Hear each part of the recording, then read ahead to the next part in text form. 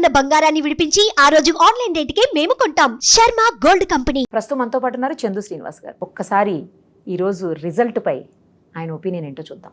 నమస్తే. నమస్కారం. ఎలా చూడాలి? ఎందుకంటే మనం కేకే గారి సర్వే చూసాము. 21కి 21 అని చెప్పారు జనసేనకి. తర్వాత 150 పైన సీట్లేనని చెప్పారు.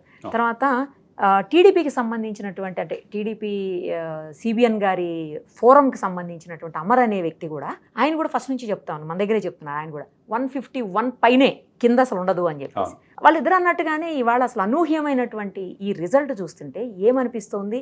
ప్రజలు ఏం చెప్పాలి అని అనుకున్నారు అసలు? అంటే ప్రజలు స్పష్టంగా ఏం చెప్పారంటే అండి, మాకు ఈ పరిపాలన వద్దు అనేది కనపడుతుంది. ఎందుకంటే 151 ఎమ్మెల్యేలు 22 మంది ఎంపీలు ఇచ్చినప్పుడు మంచి సుపరిపాలన అందిస్తారనే ఉద్దేశంతో సాలిడ్గా వేశారు చంద్రబాబు నాయుడు గారు కాదని. అప్పుడు ఏం చేయాలి? స్పెషల్ స్టేటస్ తీసుకొస్తాను, 22 మంది ఎంపీలు, ఈ 20 మంది ఎంపీలు అన్నాడు, 22 మందిని ఇచ్చారు.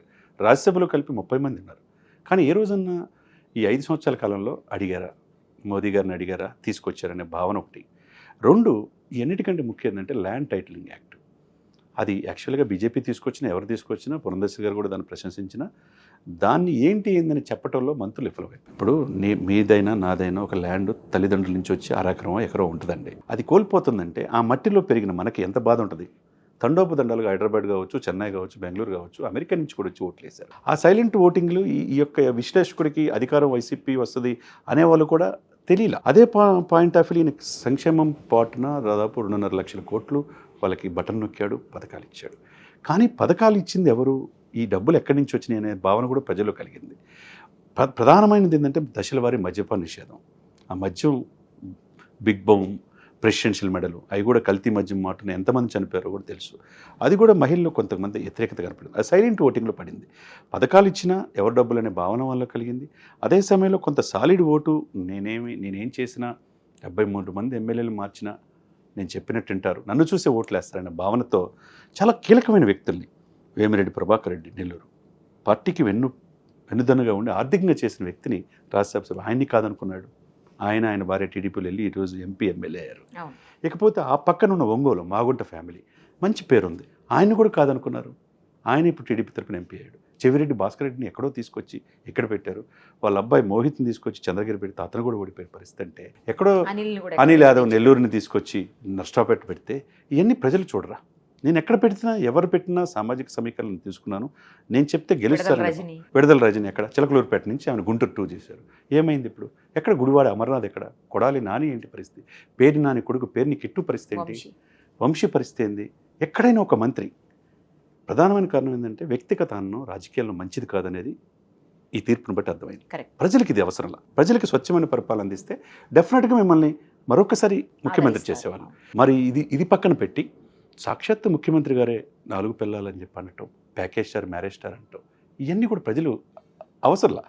అదే మాటను ఏంటంటే చివరికి తన జగనన్న వదిలిన బాణం షర్మిల గారు కూడా తన పక్కలో బల్యం అయ్యి తన వైపే బాణం తిరగటం వల్ల ఆ పర్సంటేజ్ 2 to 4% ఆమెకు కూడా వచ్చింది కాంగ్రెస్కి. ఆమె చీల్చిన ఓటు ఎక్కడి నుంచి వెళ్ళింది? వైసీపీ నుంచి వెళ్ళింది. ఒకప్పుడు జగన్మోహన్ రెడ్డి గారు ఓటు ఏంటి? 49.5%లో కాంగ్రెస్ పార్టీది తీసుకున్నాడు, టీడీపీది కొంత తీసుకున్నాడు, దాంతోనే అధికారంలో వచ్చాడు. ఆ రోజున లిటిల్ బిట్ టీడీపీకి తిరిగి డిఫరెన్స్ అంతా 35 లక్షల ఓట్లు. ఆ తర్వాత 17,14,000 ఓట్లు జనసేనకు కూడా వచ్చినాయి. ఇప్పుడు మరి కలిసి పోటీ చేసినప్పుడు 2014లో గెలిచారు, విడిగా పోటీ చేసినప్పుడు జగన్ గెలిచారు. ఇప్పుడు కలిసి మళ్ళీ బీజేపీతో కలిసి ఈ ఈక్వేషన్స్లో ఎవరు ఎంటైర్ ఎపిసోడ్లో Pawan Kalyan is the key role. ఆయన అనేక అవమానాలు పొందాడు. ప్యాకేజ్ స్టార్ అన్నారు, మ్యారేజ్ స్టార్లు, ఆయన్ని విమర్శించినట్టు, ఆయన తిట్టినట్టు ఏ రాజకీయ నాయకుడిని తిట్లా. కానీ 10 సంవత్సరాలు పార్టీ పెట్టున్నాడు, ఎక్కడ ఎమ్మెల్యే కాల, కానీ మోదీ గారి మన్ననలు పొందాడు.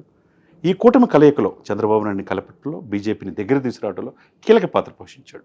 అది ఎవరు కాదనలేదు. అదేవిధంగా 55 రోజులు రాజమండ్రి సెంట్రల్ జైల్లో ఉన్నప్పుడు అన్కండిషనల్గా వెళ్ళి సపోర్ట్ చేశాడు చూసారా. ఆ రోజు ఏంట్రా బాబు ఇతను ఇట్లా చేశాడని అనుకున్నారు కొంతమంది.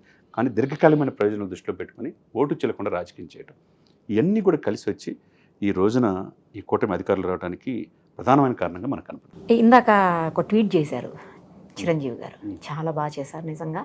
ఏంటంటే ఎక్కడ నెగ్గాలో కాదు, ఎక్కడ తగ్గాలో తెలుసు నీకు పవన్ కళ్యాణ్.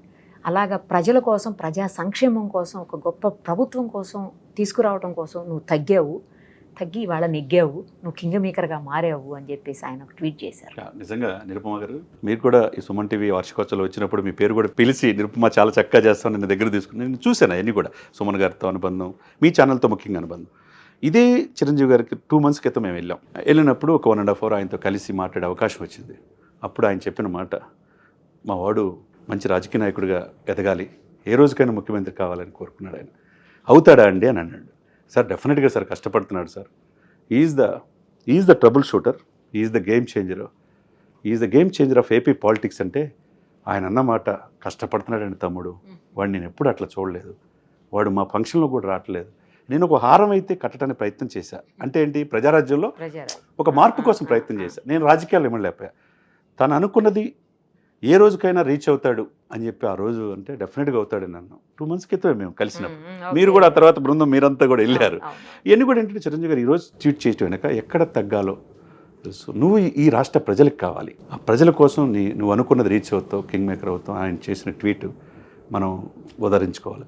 అదే సమయంలో రోజా కూడా ట్వీట్ చేసింది, మేము కొన్ని చేసిన పొరపాట్లు ఇవన్నీ మాటన ఇలా జరిగింది, ఈ సెట్ చేసుకోవడానికి ప్రయత్నం చేస్తాను. గులాబీ పూతో రోజా కూడా ట్వీట్ చేశారు.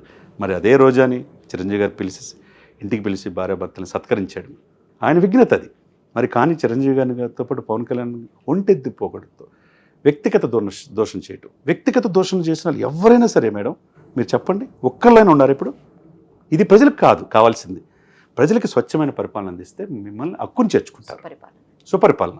ఆ సుపరిపాలన మీరు అందించలేని భావన ప్రజలు కలిగినప్పుడు మీరు ఎవరైనా సరే తిరస్కరిస్తారు. ఈరోజు పరిస్థితి ఎవరు ఊహించిన విధంగా, నేను కూడా 50-60 సీట్లు తగ్గకుండా వస్తే జగన్కి అనుకున్నా నేను. కానీ సింగిల్ డిజిట్కే పరిమితమై ముందేమో 18, 19, ఒక్కొక్కటి 15, చివరికి 9 seats మాత్రమే. అంటే కొన్ని డిస్ట్రిక్ట్స్లో నామరూపాలు లేకుండా పోయిందంటే అధికార పార్టీ అంటే దీన్ని బట్టి ఇంత వ్యతిరేకత ఎవరూ ఎక్స్పెక్ట్ చేయాలి. కాబట్టి ఏంటంటే ఎవరైనా అండి స్వచ్ఛమైన పాలన, ప్రజలకు మనకు దేవుళ్ళు 5 సంవత్సరాలు పరిపాలించమని ఇచ్చేదంటే స్వచ్ఛమైన పాలన ఇస్తారు. 79.6% నుంచి 81.66%కి వచ్చి ఈ దేశ చరిత్రలో ఆంధ్రప్రదేశ్ ప్రజలు ఎక్కువగా ఇప్పుడు ఓవరాల్గా 64.2%, 64.2 crores జనాభా ప్రపంచంలో అతి పెద్ద ప్రజాస్వామ్య ఓట్లు వేశారు. 75 దేశాలు మన దేశ ఎలక్షన్ విధానాన్ని పరిశీలించింది. మరి దాని మాటన మీరు ఎంత గౌరవంగా ఉండాలి. ప్రజలకు తీర్పిచ్చేటప్పుడు మీరు మంచి చేయాలి, చేయనప్పుడు ఇలాంటి కక్ష సాధింపులకు పోవటం కూడా ఈ పరిస్థితికి దారితీసింది. ఇప్పుడు వచ్చేటువంటి ప్రభుత్వం అన్నీ మానేసి ఇట్లాంటి ఏం వాటి జోలికి పోకుండా మంచి పాలన అందించాలని ఇందాక జయప్రకాష్ నారాయణ గారు లోక్సత్తా డెఫినెట్గా ఆయన కూడా గొప్ప వ్యక్తి. జయప్రకాష్ నారాయణ గారు మొదటి నుంచి చెప్తున్నాడు, పవన్ కళ్యాణ్ దీర్ఘకాలికంగా చూసే వ్యక్తి, రాజకీయాలు ఆయనకి కొత్త అయినా రాజకీయాలు అలవాటు చేసుకున్నాడు, ఒక గొప్ప వ్యక్తిగా మారతాడని చెప్పాడు జయప్రకాష్ నారాయణ చాలా ఇంటర్వ్యూలు. ఆ వ్యక్తి చెప్పింది కరెక్ట్. ఎందుకంటే సీనియర్ ఐఏఎస్ ఆఫీసర్గా ఎంతో మందిని ఎన్టీ రామారావు గారి దగ్గరగా చూసిన వ్యక్తి. కక్ష సాధింపు ధోరణులు పనికిరాదు. వాళ్ళు ఏదో చేశారని మేము అలా చేయాలి, అది ఎప్పుడు కూడా పవన్ కళ్యాణ్ నోటి నుంచి కూడా ఉంటుంది. నాకు ఎట్టి పరిస్థితుల్లో జగన్మోహన్ రెడ్డి గారి మెట్లో వ్యక్తిగత విభేదం లేదు. భారతమ్మ అని అంటాను, గౌరవిస్తాను, ఆయన భార్యని కూడా అని చెప్పన్నట్టు తప్పితే ఏ రోజు వ్యక్తిగతంగా పవన్ దూషించడం. నాకు ఓన్లీ సైద్ధాంతిక విధానపరమైన నిర్ణయాలు తప్పితే జగన్మోహన్ రెడ్డి గారితో ఎటువంటి విభేదం లేదంటాడు. అట్లే రెడ్ బుక్లో అందరి పేర్లు రాసుకున్న ఒక్కొక్కరు చీరుస్తాను లోకేష్ గారు రాసినంత మాత్రాన అది ఓకే, ఎమోషన్స్తో ఉంటుంది. కార్యకర్తలు ఉత్సాహపరచడం, నేనున్నానన్న భరోసా కోసం రాయొచ్చు. కానీ ఈ కక్ష సాధింపుదోరణులు ఇక్కడ అయినా మంచి పద్ధతి కాదు. ఇప్పుడు 10.5 లక్షల కోట్ల అప్పుతో ఉంది ఆంధ్రప్రదేశ్, అభివృద్ధికి దూరంగా ఉంది. తీర ప్రాంతం అంతా ఉండి కూడా పరిశ్రమలు లేవు, ఐటీ పరిశ్రమలు లేవు. ఇవన్నీ తెచ్చుకోవాల్సిన బాధ్యత. ఇవన్నిటికంటే ముందు అమరావతి రైతులు సంవత్సరాల తరబడి ఆడకూతుళ్ళు పాపం పుస్తులు కూడా తాకట్టు పెట్టి 26 గ్రామాల నుంచి 32,000 ఎకరాలు ఇచ్చారండి. రాజధాని లేకుండా పిచ్చి మొక్కలు మలిచినాయి. అక్కడ రాజధాని గురించి ఆలోచించాలా, పోలవరం పూర్తి చేయాలా, దశల వారి మద్యపానం చేయాలి, స్పెషల్ స్టేటస్ తేవాలి. ఇవన్నీ తేవాలంటే ఎవరుండాలి? ఇప్పుడు మోదీ గారితో సన్నిహిత సంబంధాలు పవన్ కళ్యాణ్ కావచ్చు, ఎన్డీఏలో చాలా కీలక పాత్ర. ఎందుకంటే ఉత్తరప్రదేశ్లో కూడా బీజేపీకి టైట్ ఫైట్ వచ్చింది. ఆ టైంలో ప్రాంతీయ పార్టీల అవసరం కూడా ఉంటుంది. రేపు చంద్రబాబు నాయుడు, పవన్ కళ్యాణ్ చాలా కీలకం అవుతారు. కాబట్టి మన రాష్ట్రానికి కావాల్సిన నిధులు తెచ్చుకోవాలి. కక్షపూరిత ధోరణులు అనేది మంచి పద్ధతి కాదు. అది ఏమి పెట్టుకోకుండా వాళ్ళు విఘ్నత కుదిరేయటమే. ఇప్పుడు ఏమైంది, వాళ్ళందరూ ఓడిపోయారు కదా, వాళ్ళు జ్ఞానోదయం అయింది, దేవుడు వాళ్ళు చూసుకున్నారు అనుకోవటమే. అలా పరిపాలన మీద ఈ 5 సంవత్సరాలు ఎంత ఇదైంది, ఎంత ప్రజలకు దూరం అయిపోయారు. ఇప్పుడు జగన్మోహన్ రెడ్డి గారు ఎందుకు ఇంత ఇది చేశారంటే, ఈరోజు కేసీఆర్ గారు 10 years పరిపాలించారు. నీళ్లు నిధులు నియామకాల మీద అనేక మంది బలిదానాల ద్వారా వచ్చిన తెలంగాణలో చేయలేకపోయాడు కాబట్టే కదా. ప్రగతి భవన్కి ప్రజలకి మధ్య గ్యాప్ వచ్చింది కాబట్టి కాదనుకున్నారు. మరి రేవంత్ రెడ్డి రూపాయన ఒక అవకాశం వచ్చింది, ఆ బానిస సంఖ్యలాగా ఆ గేట్లు కూడా తీసేసి పరిపాలన అందిస్తున్నాడు, గుంపు మేస్త్రి అంటున్నాడు. ఆయనేమో నేను బాస్ అంటలా, ఆ భావన అందరితో అన్నది. సమానం అన్న భావన ఇప్పుడు అది కనిపిస్తుంది. మరి జగన్మోహన్ రెడ్డి గారు కూడా తాడేపల్లి ప్యాలెస్కి ప్రజలకి చాలా గ్యాప్ వచ్చింది, మంత్రులకి ఎమ్మెల్యేలు. సకల శాఖ మంత్రి సజ్జల గారిని కలవాలంటే అన్నిటికీ ఏం మాట్లాడాలన్నా ఆయన దగ్గర స్క్రిప్ట్ తీసుకోవాలంటే ఇది ఇప్పుడు నైతిక బాధ్యత ఎవరు వహించాలా? జగన్మోహన్ రెడ్డి గారు, సజ్జల రామకృష్ణారెడ్డి గారు. ఏదైనా ప్రజల దగ్గర ఉన్న వాళ్ళు స్వచ్ఛమైన పరిపాలన అందించినప్పుడు మంచిగా ఇస్తారు. ఇప్పుడు ఈ తప్పులు ఏదైతే జరిగిందో ప్రజలకు ఎందుకు పోయిన దూరమైన ఆ భావనని, తప్పుల్ని సరిదిద్దుకుంటే జగన్మోహన్ రెడ్డి గారు నెక్స్ట్ మళ్ళీ అవ్వచ్చు, అంతే కదండి. ఛాన్స్ ఉంది, ఆయనకి వయసు ఉంది, Yes. ఛాన్స్ ఉంది, ఎవరికైనా ఛాన్స్ ఉంది. ఛాన్స్ ఉంది. కాబట్టి అది రాజకీయాలు ఈ రోజుతో అయిపోయి స్వచ్ఛమైన పరిపాలన, ఆంధ్రప్రదేశ్ పరిపాలన మీద అందరూ దృష్టి పెడితే ఆంధ్రప్రదేశ్ ప్రజలకు మేలు జరుగుతుంది. ఎగ్జాక్ట్లీ కరెక్ట్ చెప్పారు. Thank you so much. Suman టీవీలో మీ పర్సనల్ అండ్ బిజినెస్ ప్రమోషన్స్ కోసం కింది నెంబర్కి కాంటాక్ట్ చేయండి.